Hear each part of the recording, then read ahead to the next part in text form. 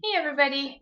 I'm sorry I've been MIA for so long. I know that I told you in my last video that I thought I possibly had something physically going on with me in addition to the anxiety, and it turns out that was true. I ended up having my gallbladder removed last month, and this week I had an endoscopy done because I've still been having some issues, and I found out I have a hiatal hernia and also an abnormality in my stomach, and I'm still waiting back to hear the test results on that. So that's why I haven't been around. I didn't figure it really made much sense considering I was in bed so much to start the Lucinda Bassett program.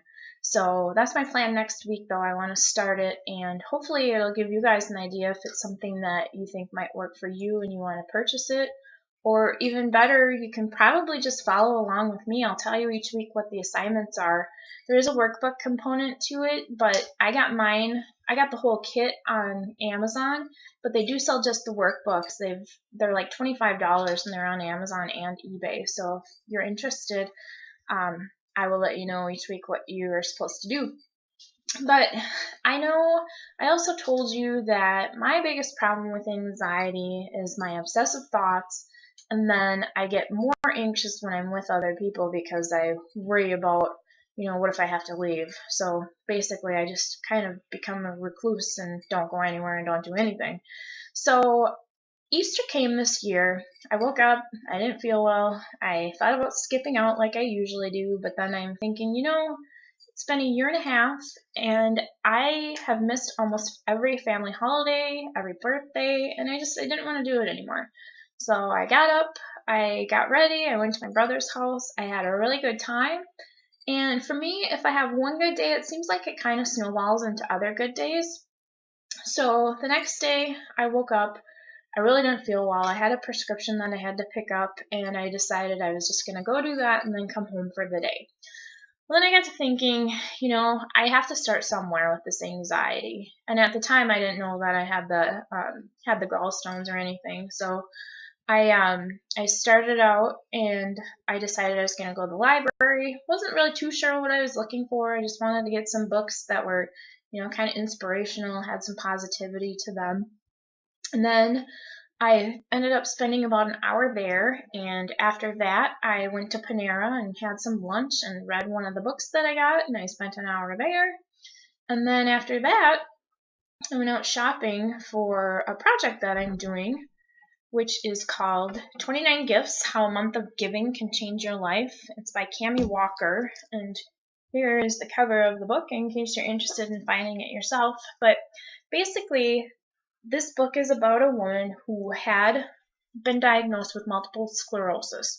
She had just been married 4 months prior. Her life was very active, and then all of a sudden, everything stopped. And the doctors couldn't figure out a way. Sorry, my cat's on the table. The doctors couldn't figure out a way for her to be in less pain. They had been trying multiple treatments and nothing was working. And so a friend of hers said, the best prescription for you is to give other people gifts for 29 days. And the author's response is kind of like, it reminded me of my own, where it'd be like, how the hell do you expect me to give to other people when I feel like crap so much of the time? And so she kind of just tucked it away. She had written it down, and I don't know how much time had passed where she pulled out what she had written down and she decided that she was going to do it. And the basic concept behind this book is that when you give to other people, the world starts giving back to you. And so I decided, I've always wanted to volunteer, and in the last couple years, I haven't felt well enough to do it. And I believe in God, and I believe that my biggest purpose here on earth is to try to help other people. But, I have this constant battle going with him where it's kind of like she said, how am I supposed to do your will if I don't feel well enough to even go to work or do everyday tasks? So I started this program myself. When I was at Panera, I read the first chapter or two of the book, and I was just kind of hooked immediately. I decided it was something that I wanted to do. So that afternoon, my very first gift was to I went and bought some flowery plants at a greenhouse here in town, and then I got some thank you cards, and I gave the receptionist, the therapist that I had been seeing, and the psychiatrist who had done all my medications, I bought them some gifts. was kind of as a thank you for helping me get my life back on track. I've improved quite a bit since I started seeing you, but still have a lot of way to go.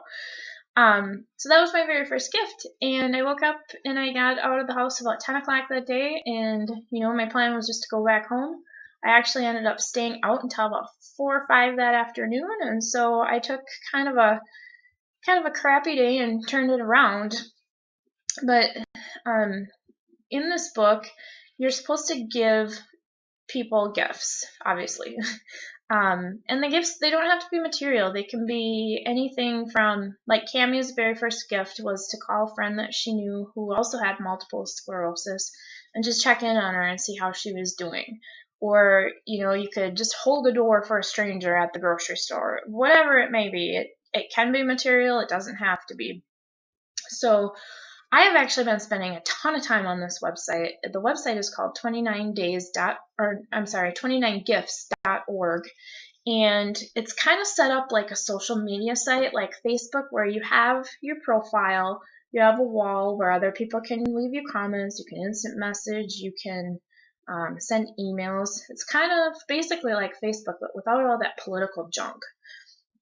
And so my very first day on there, within like probably 2 hours, had people reaching out, connecting to me, welcoming me. It was just this, like, the nicest group of people you've never met.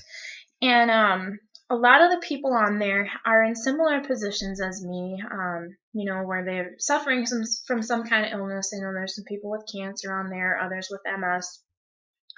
So I think we kind of all have that common goal where we want to fix ourselves, but we decide that in an attempt to do that, a good way